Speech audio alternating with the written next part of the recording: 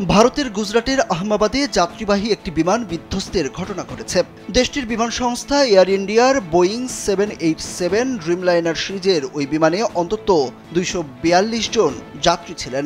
এই ঘটনায় বিমানের বহু যাত্রীর প্রাণহানির আশঙ্কা করা হচ্ছে বলে দেশটির কর্মকর্তারা জানিয়েছেন।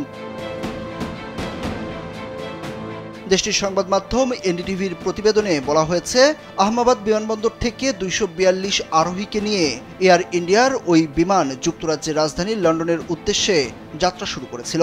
স্থানীয় সময় দুপুর 1:30 নাগাদ বিমানটি উড্ডয়ন করে। এর মাত্র 5 মিনিটের মধ্যেই আহমেদাবাদের কাছেই বিমানটি বিধ্বস্ত হয়। এখন যে কোনো ব্র্যান্ডের পুরাতন এসি বদলে নতুন ওয়ালটন এসিতে উপভোগ করুন 25% ছাড়। তবে বিমান বিধ্বস্তের এই ঘটনায় ঠিক কতজন যাত্রীর প্রাণহানি ঘটেছে সেই বিষয়ে সুনির্দিষ্ট করে কোনো তথ্য জানা যায়নি।